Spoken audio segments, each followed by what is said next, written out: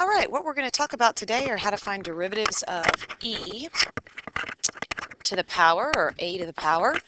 And remember that e just comes from a limit, actually, and that it's just a value, 2.71828. And there are certain rules that you kind of have to memorize. And I won't get into the derivation of these, but if you're interested, I can certainly do that. But you have to memorize that the derivative of e to the x, it's actually its own derivative, which kind of makes sense if you think about the graph of e to the x. The graph looks like this, and if you think about the derivatives at those places, well, when I'm here, it's very close to 0, and it's getting bigger and bigger and bigger, so it does make sense. And what you have to realize is that this unit is very much,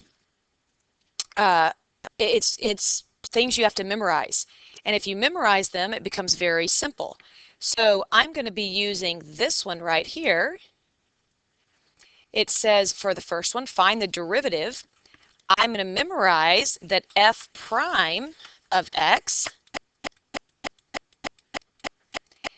and I just say copy times the derivative of the exponent. So it would be e to the 6x times the derivative of the exponents would be 6. So I'll probably write that a little bit nicer.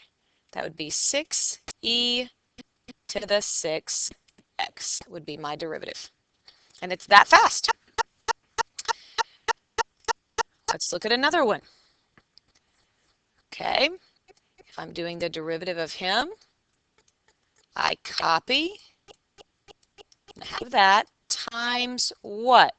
Well, what it comes down to is whatever the derivative of this is.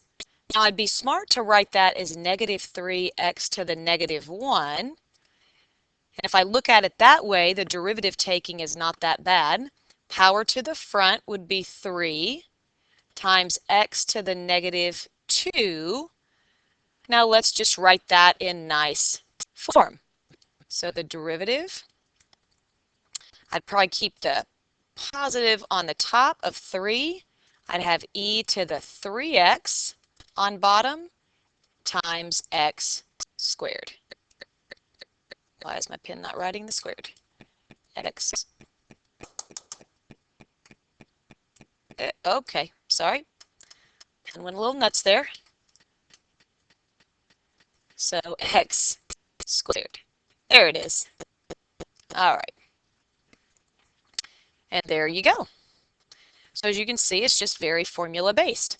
Now what happens if I don't have a base of e? Notice this one is a base of a. Well, it's still the same thing. It's copy. This is the derivative of the exponent.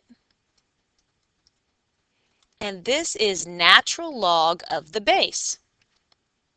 So ln is the natural log of the base. And really, you can think of this one formula, because if I did the ln of e, we know that's 1. So really and truly, it's the same formula for both things. So let me see. Let's see if we can do this next one.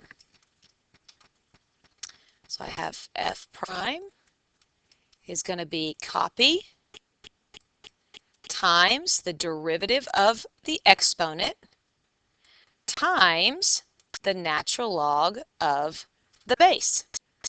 And that's perfectly a great answer. I just want to remind you, remember, with log properties, if this 3, and I'm just writing this in the front for some odd reason, I wouldn't recopy that if I were you, but this 3 ln of 5, remember this power right here, this number in front, you can shoot as an exponent. And I'm only telling you this for multiple choice sake, because if you had a multiple choice, you have to be able to find your answer. So if they did that,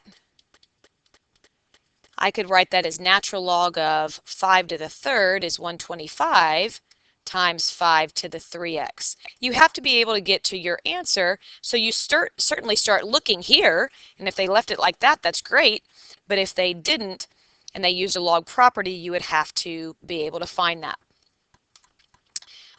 Now, could I throw some trig in there? Of course, we've got to remember everything. Chain rule, trig derivatives, etc. So what is f prime? It's going to be copy e to the tangent of 4x times the derivative of the exponent. So I have to think, remembering the chain rule, what would be the tangent of 4x? The tangent of something. Well, it's secant squared of the something times the derivative. Hopefully you're an expert at that now. And that's really my final answer. I'm just writing it in a different order, but there's really no need to do that.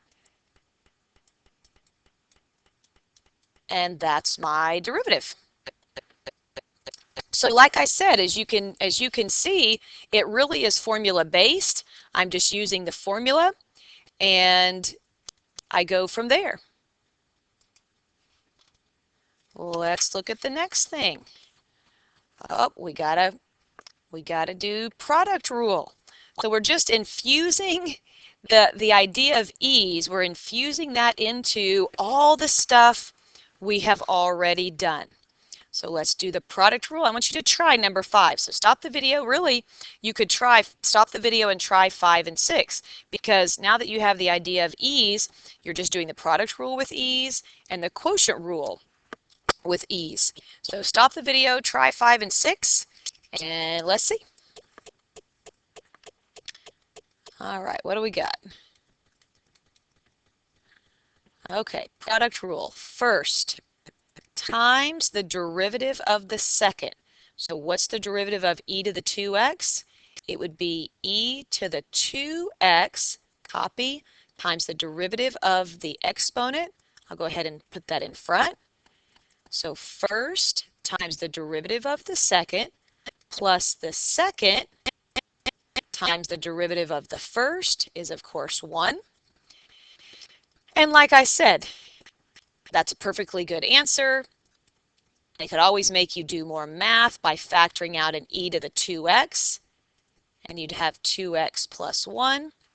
And so make sure that you are looking just to see what math you could possibly be doing, because sometimes they make you do that. Let's look at example 6. Good old quotient rule. Here we go. So we got ho d high, so that would be e to the 3x times 3, ho d high minus high d ho, so the derivative of 1 plus e to the x, well, the derivative of 1 is just 0. The derivative of e to the x is e to the x over ho ho, so e to the x squared. Now let's see what we have here. Let's clean this up. I am going to distribute here. So I would have 3e to the 3x. Now let's remember our exponent rules. When we multiply things with like bases, e to the x and e to the 3x, remember you add the exponents. So that would be 3e to the 4x minus e to the 4x over 1 plus e to the x squared, and I'll just leave that where I won't multiply it out. And then my last step is just to add like terms. So for that derivative, I get 3e to the 3x plus 2e to the 4x all over 1 plus e to the x squared. And there's your derivative. All right, let's do one last one. Get a little implicit in there. Let's throw some implicit. Okay, so here we go. Copy e to the xy times the derivative of the exponent.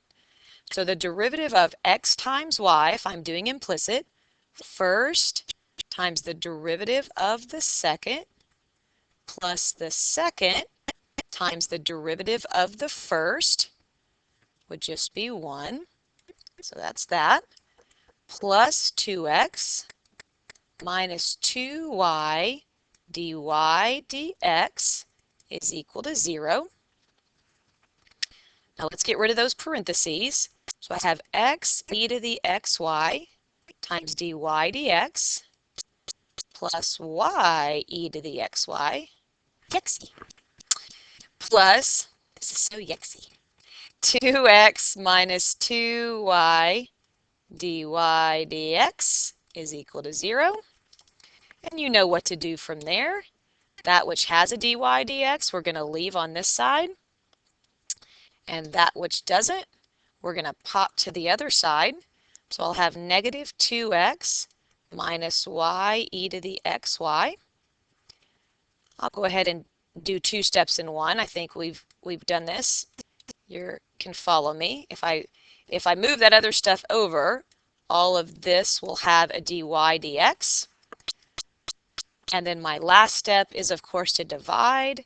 So I get dy dx is negative 2x minus y e to the xy all over x e to the xy minus 2y. Remember, as well as we've talked about, being that a lot of this is on multiple choice, if you have a fraction and every sign is flipped, you have the same thing. So if the answer choice said positive 2x plus y e to the xy over, and that became positive and this became negative, those two things are equal. So you would just have to pick out your answer choice by which one was given. All right, so there you go. Work with E's and A's and get after it.